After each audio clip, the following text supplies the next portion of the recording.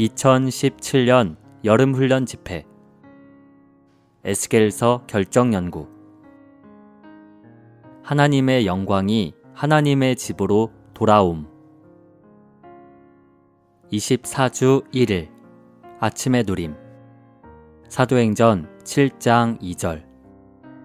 우리 조상 아브라함이 메소포타미아에 있을 때에 영광의 하나님께서 그에게 나타나시어.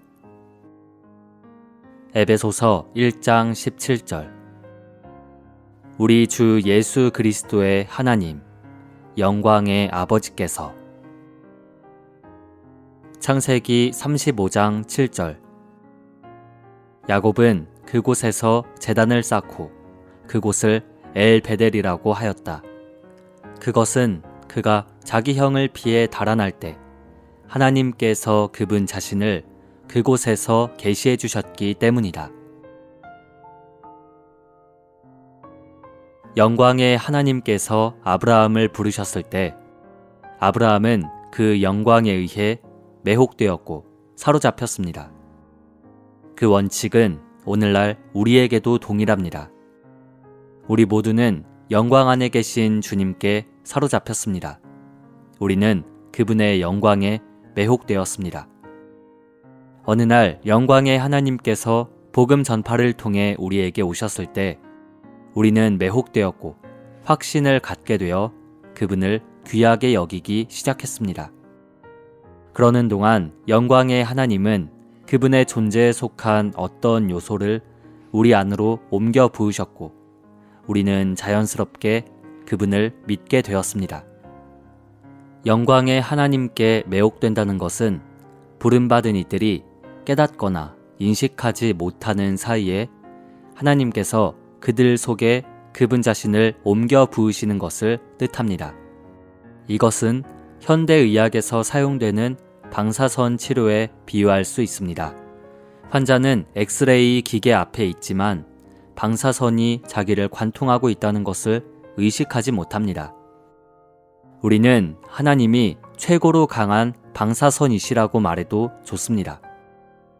만일 우리가 얼마 동안 하나님과 함께 머문다면 하나님은 그분 자신을 우리 속으로 옮겨 부으실 것입니다. 이러한 옮겨 부음은 주입하고 적시고 스며들게 합니다. 일단 하나님께서 우리 속에 그분 자신을 옮겨 부으시고 나면 우리는 도망갈 수 없게 되고 그분을 믿어야만 합니다. 오늘의 읽을 말씀. 에베소서 1장 17절에서 바울은 영광의 아버지라는 용어를 쓰고 있습니다. 영광은 표현되신 하나님입니다. 그러므로 영광의 아버지는 그분의 많은 아들들을 통해 표현되시는 하나님이십니다. 아버지라는 칭호는 거듭남을 함축하고 영광이라는 단어는 표현을 함축합니다. 그러므로 영광의 아버지라는 칭호는 거듭남과 표현을 함축합니다. 우리는 하나님에 의해 거듭났으며 그분의 표현입니다. 창세기 35장 이전의 하나님은 특정인의 하나님, 예컨대 아브라함의 하나님이나 이삭의 하나님으로 불리셨습니다. 그분은 개개인들의 하나님이셨습니다. 그러나 창세기 35장 7절에서 우리는 엘베델, 즉 하나님의 집에 하나님을 봅니다. 그분은 더 이상 단순히 개개인들의 하나님이 아니십니다. 그분은 지금 단체적인 몸인 하나님의 집의 하나님이십니다.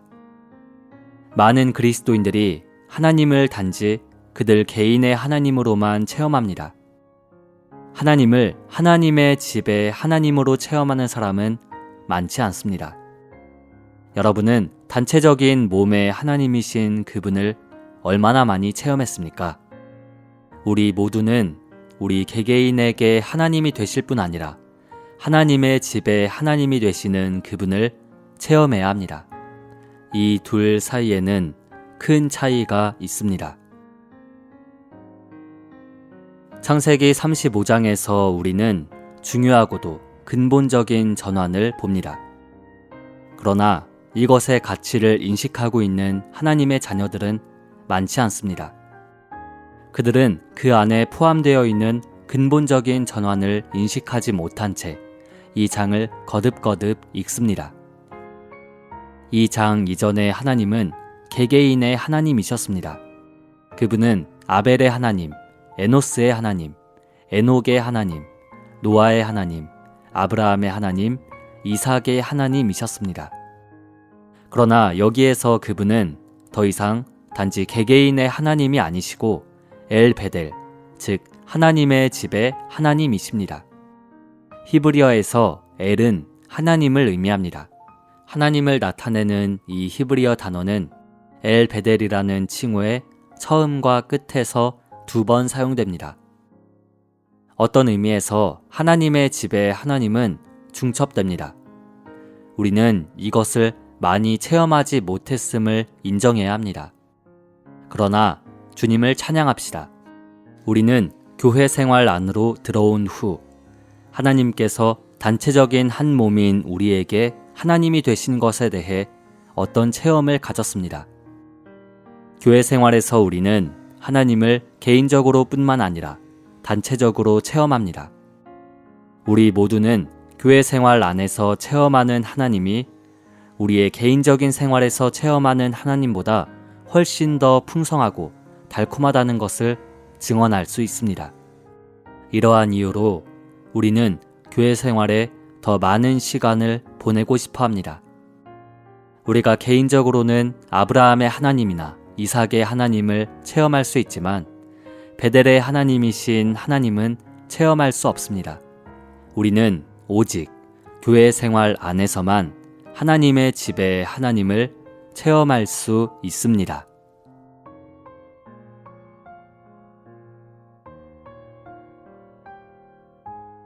(24주 2일) 아침의 누림. 에스겔서 43장 7절.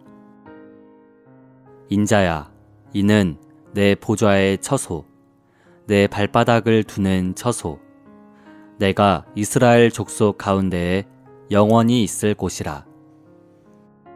디모데전서 3장 15절. 혹시 내가 늦어지게 되더라도 그대가 하나님의 집에서 어떻게 처신해야 하는지를 알도록 하려는 것입니다. 이 집은 살아계신 하나님의 교회요, 진리의 기둥과 기반입니다. 에스겔서의 네 부분은 4가지 중요한 것, 곧 주님의 영광의 모양의 이상과 불에 의한 심판과 생명에 의한 회복과 하나님의 거룩한 건축물을 다룹니다. 이것이 에스겔서의 개략입니다.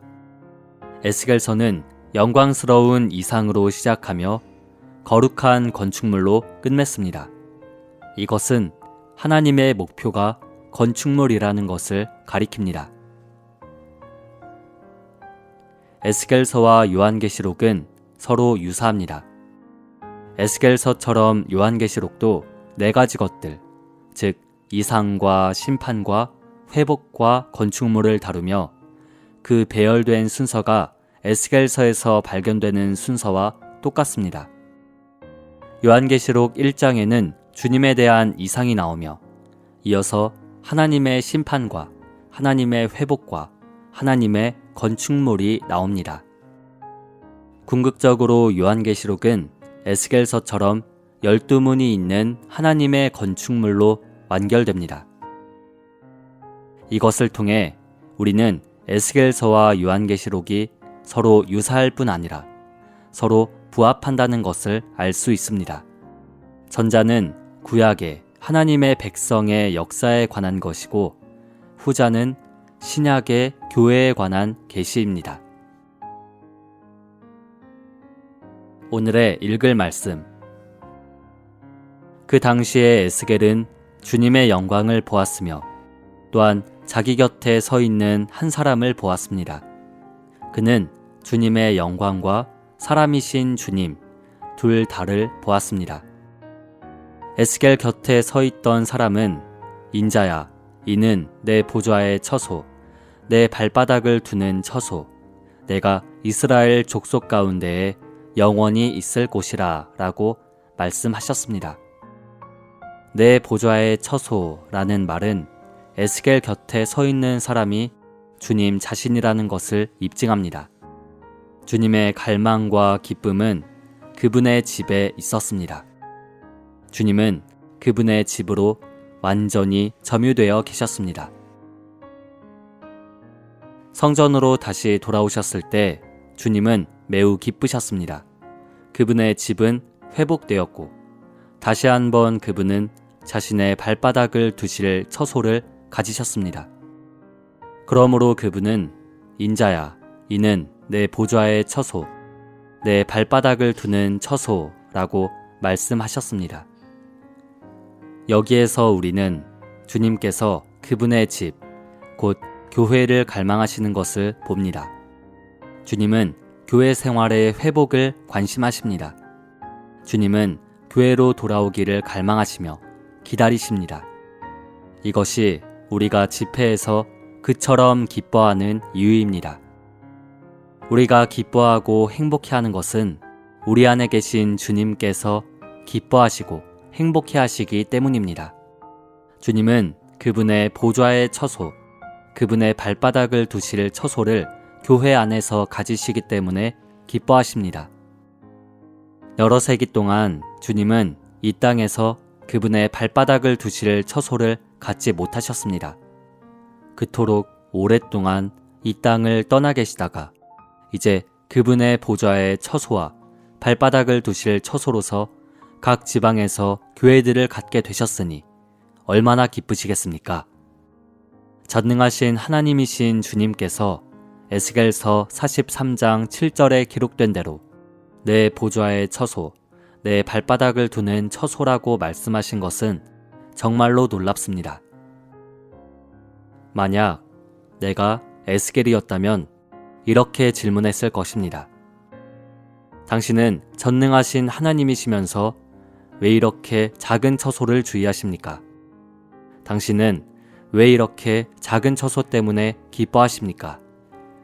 만약 에스겔이 이러한 질문을 했다면 주님은 이렇게 대답하셨을 것입니다. 나는 땅에 있는 이 특정한 처소를 사랑한다. 왜냐하면 이곳이 내 보좌의 처소이며 내 발바닥을 두는 처소이기 때문이다.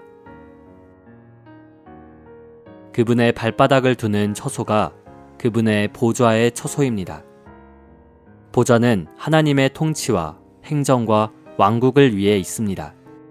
하나님은 바로 이 보좌로부터 그분의 행정을 집행하실 수 있습니다. 주님의 발바닥을 두는 처소는 이 땅에서의 그분의 움직임을 위한 것입니다.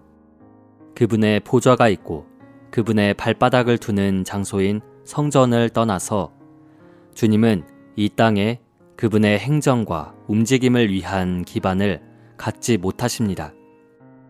교회가 건축되지 않으면 주님은 그분의 통치를 집행하시며 이 땅에서 움직이실 수 있는 입지를 얻지 못하십니다.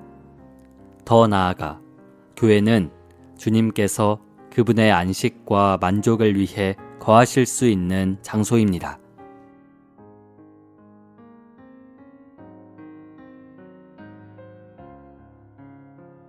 (24주 3일) 아침의 누림. 에스겔서 8장 3절. 주의 영이 나를 들어 하나님의 이상 가운데에 나를 이끌어 예루살렘으로 가서 안뜰로 들어가는 북향한 문에 이르시니 거기에는 질투의 우상, 곧 질투를 일어나게 하는 우상의 자리가 있는 곳이라. 11장 23절. 여호와의 영광이 성 가운데에서부터 올라가 성 동쪽 산에 머무르고. 출애굽기 40장 34절. 그때에 구름이 회막을 덮고 여호와의 영광이 성막을 가득 채웠다. 하나님의 영광은 우상들과 반대됩니다. 이상 가운데서 에스겔은 예루살렘으로 이끌렸고 성전 안에 들어가게 되었습니다. 그의 앞에는 하나님의 영광과 우상들이 대조를 이루고 있었습니다. 벽에는 우상들의 형상이 있었고 성전 위에는 주님의 영광이 있었습니다. 주님의 영광은 우상들의 형상을 참을 수 없었습니다. 이 형상들은 질투를 일으키는 형상이라고 불렸는데 그 이유는 그것들이 하나님의 질투를 일으켰기 때문이었습니다. 우리 하나님은 질투하시는 하나님이십니다. 그분은 어떤 우상도 용납하지 않으실 것입니다. 성전에 우상들이 있었기 때문에 하나님의 영광은 점차로 조금씩 물러나 성전과 성과 백성을 떠났습니다. 마지막 단계에 주님의 영광은 성전과 성을 떠나 성의 동쪽에 있는 올리브산 위에 머물렀습니다. 그곳은 주 예수님께서 하늘로 승천하셨던 바로 그 지점입니다. 주님의 영광이 거기에 멈추어서 잠시 기다렸지만 결국에는 산을 떠나 하늘로 되돌아갔습니다. 그것은 주님의 영광이 떠난 것이었습니다. 오늘의 읽을 말씀. 백성에 대한 하나님의 심판은 먼저 그분의 영광에 근거합니다. 하나님의 영광에 반대되는 것은 무엇이든지 분명히 그분의 심판을 불러일으킬 것입니다. 오늘날의 기독교의 상황은 많은 우상들로 하나님의 질투를 일으키고 있습니다. 로마 천주교는 우상들로 가득하며 소위 교회들도 우상들을 갖고 있습니다. 어떤 교회들 안에는 물질적인 우상은 없겠지만 다른 종류의 우상들이 있습니다. 어떤 이들에게는 하나님을 위한 일이 하나의 우상입니다. 또 어떤 이들에게는 성경을 가르치는 것이나 복음 전파가 하나의 우상이 되었습니다. 우리가 우리의 일과 활동과 실행을 주님보다 더 사랑한다면 심지어 주님을 위한 것들도 우상이 될 수 있습니다.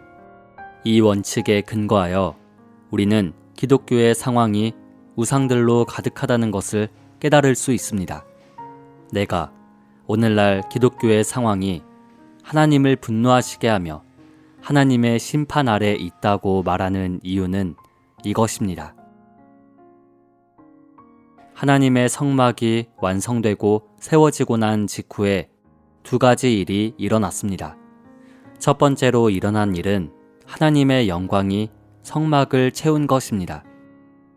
역사상 하나님의 영광이 물질적으로 나타난 것은 그때가 처음이었을 것입니다. 하나님의 영광은 다만 하나님께서 표현되신 것입니다. 하나님의 영광이 성막을 채운 날은 참으로 위대한 순간이었습니다. 왜냐하면 하나님께서 땅 위에 거처를 얻으셨기 때문입니다. 하나님께 안식을 드리는 하나님의 영적인 거처인 몸이 되기 위해 하나님의 생명 안에서 서로 동역하고 서로 연결되고 함께 건축되기를 진정으로 배우고자 하는 한 무리의 하나님의 자녀들이 있다고 가정해 봅시다. 어느 곳이나 그러한 한 무리의 사람들이 있는 곳마다 그들 가운데서 하나님 자신이 표현되시고 영광스럽게 되신다는 것을 우리는 믿어야 할 것입니다. 두 번째로 일어난 일은 성막에서 하나님의 말씀이 계시된 것입니다. 성막이 세워지기 전에는 하나님께서 시나이 산에서 모세와 말씀하셨습니다. 성막이 세워지고 하나님의 영광이 성막에 채워진 후부터 하나님은 성막에서 모세에게 말씀하셨습니다. 하나님께서 구약에서 성막 안에서 행하신 것과 똑같이 신약에서는 하나님의 교회가 이 땅에서 산출되었을 때 하나님의 영광이 교회를 채웠고 하나님께서 교회 안에서 말씀하셨습니다. 여러분은 하나님의 영광을 보기 원합니까? 만일 그렇다면 여러분은 반드시 건축된 교회로 와야 합니다. 하나님은 오직 건축된 교회 안에서만 표현되실 수 있고 하나님의 말씀은 오직 건축된 교회 안에서만 계시될 수 있습니다.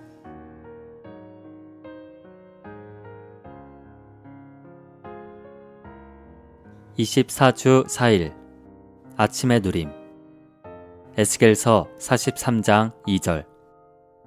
이스라엘 하나님의 영광이 동쪽에서부터 오는데 하나님의 음성이 많은 물소리 같고 땅은 그 영광으로 말미암아 빛나니. 4절 5절. 여호와의 영광이 동문을 통하여 성전으로 들어가고 영이 나를 들어 데리고 안뜰로 들어가시기로 내가 보니 여호와의 영광이 성전에 가득하더라. 우리는 주님의 영광이 돌아온 것이 바로 성전 건축이 완성된 후였다는 사실에 깊은 인상을 받아야 합니다. 우리가 교회 안에 거하면서 그분의 영광을 교회 안에서 나타내려면 반드시 교회 건축이 완성되어야 합니다. 오늘날 교회가 에스겔서 40장부터 48장까지에서 다루어진 하나님의 거룩한 건축물의 모든 세부 항목에 부합하고 모든 방면에서 그러한 방식으로 건축된다면 하나님은 교회 안에서 영광스럽게 거하실 것입니다. 그러므로 영광스러우신 하나님께서 교회 안에 거하시기 위해서는 반드시 교회가 건축되어 하나님의 거처가 되어야 합니다. 하나님은 이 땅에서 처소를 갖기를 갈망하시므로 교회가 이 땅에서 건축되기를 원하십니다. 그분은 하늘들의 하나님이시지만 이 땅에서 살고자 하십니다. 그분께서 사시는 장소, 곧 그분의 처소는 교회입니다. 하나님은 교회 안에 거하시기 때문에 하나님을 추구하고 하나님을 접촉하고자 하는 사람은 반드시 교회로 와야 합니다. 이 에스겔서 연구에서 우리의 주된 부담은 하나님께서 이 땅에서 갖기를 갈망하시는 처소를 보는 것입니다. 우리에게 은혜가 있어서 교회 안에서 건축된다면 영광의 하나님께서 우리 가운데 사실 것입니다. 오늘의 읽을 말씀. 왜 주님의 영광이 돌아왔는지를 이해하는 것은 매우 중요합니다. 주님의 영광이 돌아온 이유는 성전 건축이 완성되었기 때문입니다. 이것은 매우 중요한 요점입니다. 주님은 이 땅에 돌아오시기를 얼마나 갈망하시는지, 하지만 그분께서 돌아오시기 위해서는 그분의 발바닥이 쉴 수 있는 장소, 즉 그분의 두 발을 두실 수 있는 장소가 필요합니다. 그분의 거처, 곧 그분의 집이 바로 이 땅에서 그분께서 그분의 발을 두실 수 있는 장소입니다. 역대로 원수는 간교하게 그리스도인들이 건축물에 대해 아무것도 알지 못하게 했습니다. 기독교의 교사들은 구원의 문제를 크게 강조하고 영성도 어느 정도는 강조하지만 건축물의 문제에 대해서는 거의 강조하지 않습니다. 하나님의 관심은 다만 구원이나 영성에 있지 않고 건축물에 있습니다. 건축물은 다름 아닌 교회입니다. 오늘날 주님은 다만 개인적인 영성만을 관심하지 않으십니다. 심지어 다니엘 같은 영적 거인들이 바빌론에서 많이 일어났다 하더라도 주님의 영광은 그곳에 가서 그들을 충만하게 하지 않았을 것입니다. 주님의 영광은 다니엘에게 돌아오지 않았습니다. 오히려 성전이 재건된 후에 그곳으로 돌아왔습니다. 영광은 해가 뜨는 곳인 동쪽에서부터 돌아왔습니다. 해 뜨는 방향은 영광을 상징합니다.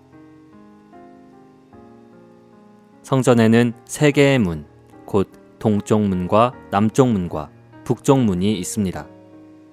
동쪽 문은 사람들의 편리를 위한 것일 뿐 아니라 주님의 영광을 위한 것입니다.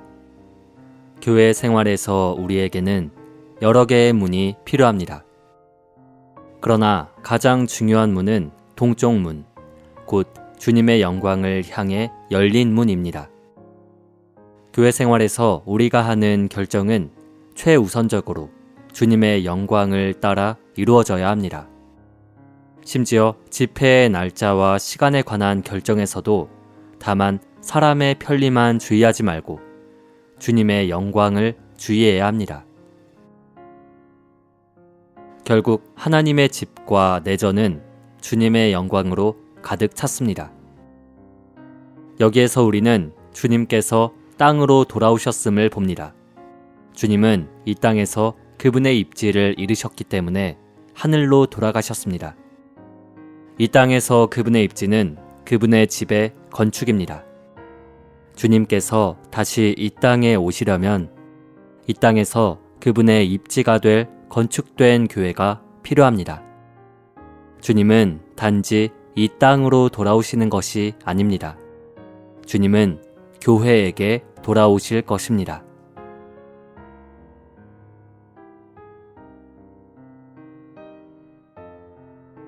(24주 5일) 아침의 누림. 요한복음 1장 14절. 말씀께서 육체가 되시어 우리 가운데 장막을 치시니 은혜와 실제가 충만하였다. 우리가 그분의 영광을 보니 아버지에게서 온 독생자의 영광이었다.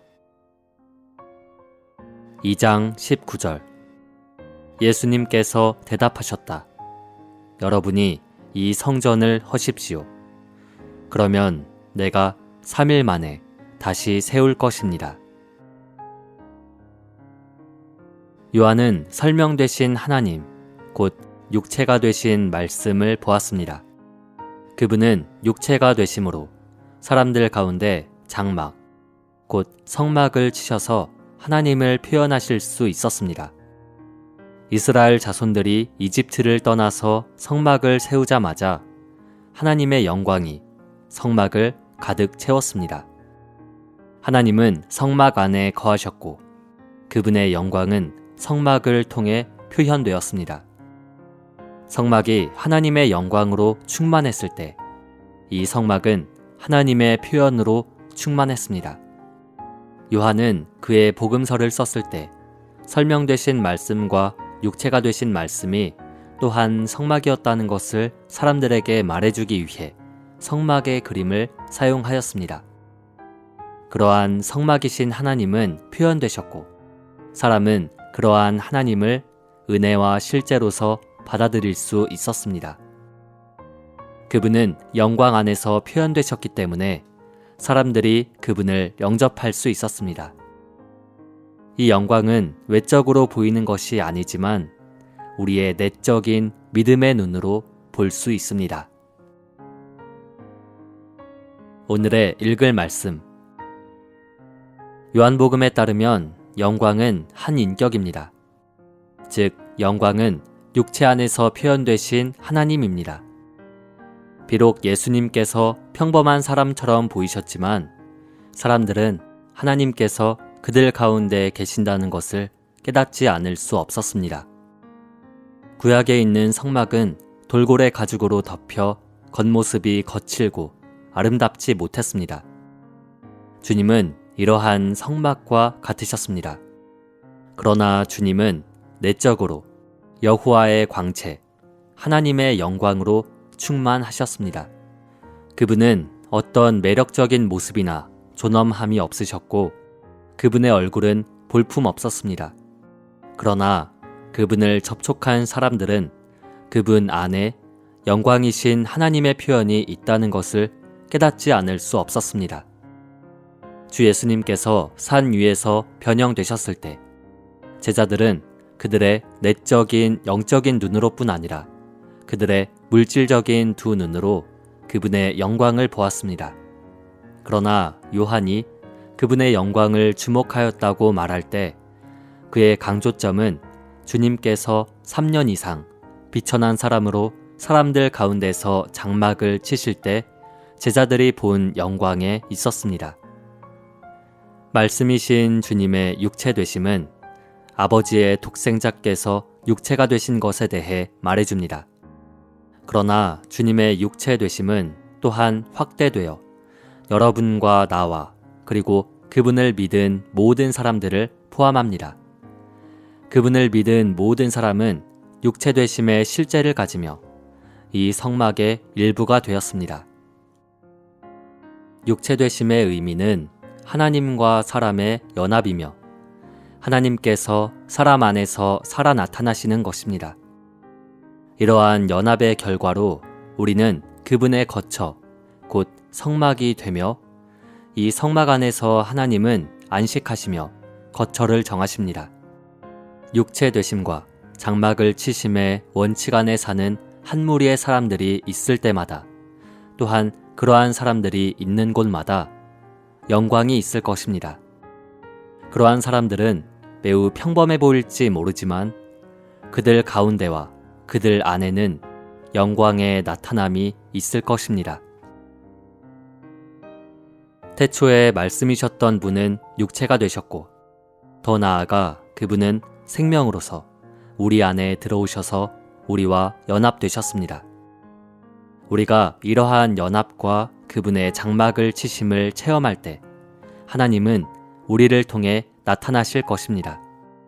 우리는 다른 사람들에게 없는 지혜와 분별력을 가질 것이며 다른 이들이 견딜 수 없는 고난을 감내할 수 있을 것입니다.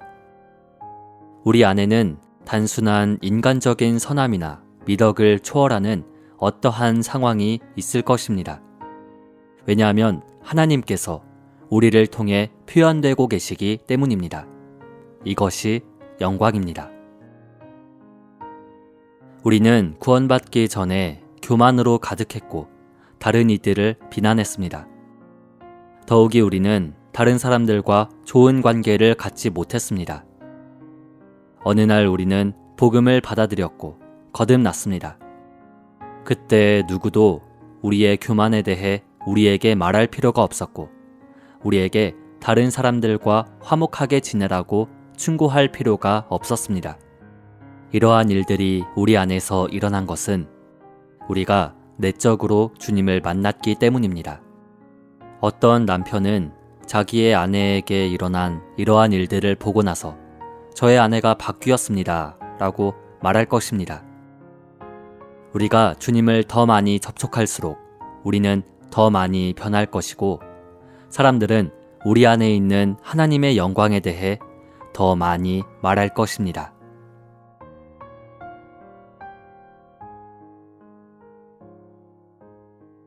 (24주 6일) 아침의 누림.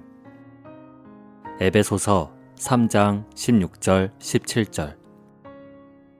아버지께서 그분의 영광의 풍성을 따라 그분의 영을 통하여 능력으로 여러분을 강하게 하셔서 속사람에 이르게 하시고 믿음을 통하여 그리스도께서 여러분의 마음에 거처를 정하시게 하시며 여러분이 사랑 안에서 뿌리를 내리고 털을 잡아서 21절.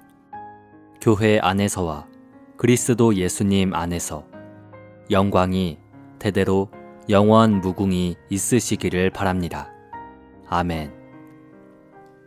에베소서 3장 16절부터 19절까지에서 사도는 아버지께서 그분의 영광의 풍성에 따라 성도들을 강하게 해주시기를 기도했습니다. 이것은 하나님의 영광이 성도들 안으로 일에 넣어질 수 있음을 함축합니다. 에베소서 3장 20절과 21절에 있는 찬송에서 바울은 하나님께 교회 안에서 영광이 있으시기를 바랍니다 라고 말했는데 이것은 성도들 안으로 일에 넣어진 하나님의 영광이 하나님께 되돌아간다는 것을 함축합니다. 먼저는 하나님의 영광이 우리 안으로 일에 넣어집니다. 그런 다음 이 영광은 하나님을 영광스럽게 하기 위해 하나님께로 돌아갑니다. 이삭의 분은 먼저 리브가를 아름답게 하기 위해 리브가에게 주어졌습니다.